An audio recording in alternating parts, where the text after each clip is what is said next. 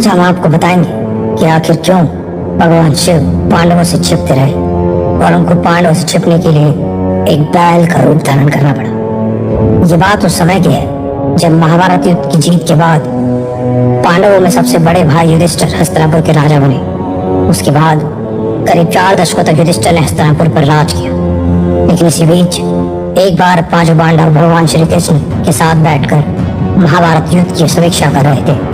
तभी पांडवों ने भगवान श्री कृष्ण से कहा, हे कृष्ण, हम सभी भाइयों पर ब्रह्म हत्या के साथ अपने भाइयों, परिजनों और गुरुओं की हत्या का कलंक है, ये कैसे दूर करें? तब श्री कृष्ण ने कहा, यह सच है कि युद्ध में भले ही जीत तुम्हारी हुई है, लेकिन तुम लोग अपने परिजनों और गुरुओं को मारने के कारण पाप के भागीदारी बन गए हो। इसके कारण तुम्हें मुक्ति मिलना असंभव है। ऐसे में सिर्फ महादेव भगवान शिव ही इन पापों से तुम्हें मुक्ति दिला सकते हैं। इसलिए महादेव की शरण में जाओ। और फिर श्री कृष्ण द्वारका लौट गए। उसके बाद पांडव पापों से मुक्ति के लिए चिंतित रहने लगे।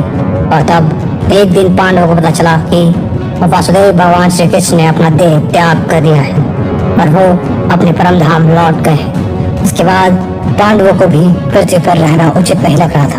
तब उन्होंने परीक्षित को राज्य सौंपकर द्रौपदी को लेकर हस्तिनापुर छोड़ दिया और भगवान शिव की तलाश में निकल गए। भगवान शिव के दर्शन के लिए वे काशी समेत कई जगह गए, लेकिन शिव उनके पहुंचने से पहले ही कहीं और चले जाते। तब वे शिव को खोजते खोजते हिमालय तक पहुंच गए। भगवान शिव यहाँ भी छिप गए। इस पर युधिष्ठिर ने भगवान शिव से कहा कि हे प्रभु, आप कितना भी हमसे छिप जाएं, लेकिन हम आपके दर्शन किए बिना यहाँ से नहीं जाएंगे। मैं यह भी जानता हूँ कि आप इसलिए छिप रहे हैं क्योंकि हम पापी हैं, हमने पाप किया है। युधिष्ठिर के इतना कहने के बाद 5 पांडव आगे बढ़ने लगे। पांडव इस पाप से मुक्ति पाने के लिए शिव जी का आशीर्वाद चाहते थे, लेकिन भगवान शिव इन्हीं पापों के कारण उनको मुक्ति देना नहीं चाहते थे और इसलिए उनके सामने नहीं आ रहे थे। पांडवों को अपनी ओर आता देख भगवान शिव ने पांडवों से छिपने के लिए बैल का रूप धारण कर लिया और वह अन्य पशुओं के झुंड में जाकर कहीं छिप गए।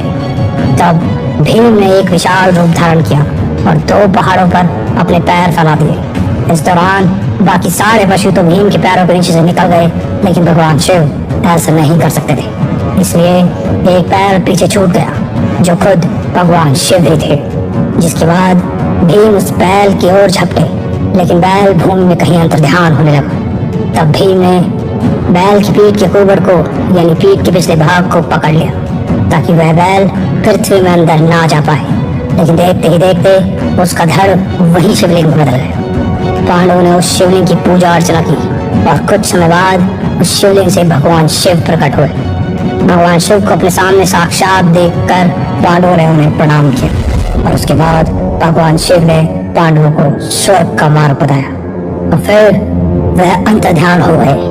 और आज वही शिवलिंग केदारनाथ के नाम से जाना जाता है।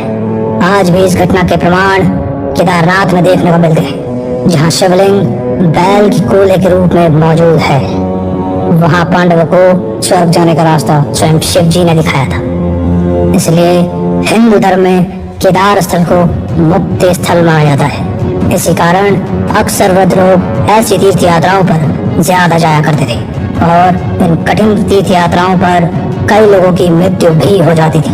इसलिए ऐसी मान्यता है कि अगर कोई केदारनाथ के दर्शन का संकल्प लेकर निकले और किसी कारणवश उसकी मृत्यु हो जाए तो उस जीव को दोबारा जन्म लेना नहीं पड़ता। इसलिए केदारनाथ को मुक्ति स्थल के नाम से भी जाना जाता है, क्योंकि केदारनाथ में ही पूजा अर्चना करने के बाद 5 पांडवों को भगवान शिव के द्वारा पापों से मुक्ति मिली थी और वो अपने भाइयों, परिजनों और गुरुओं की हत्या के पाप से मुक्त हुए थे। आपको ये वीडियो कैसी लगी अपनी राय कमेंट सेक्शन में जरूर दें। ऐसे और वीडियोस को देखने के लिए हमारे चैनल को सब्सक्राइब करें। मिलते हैं अगली वीडियो में। Thanks for watching.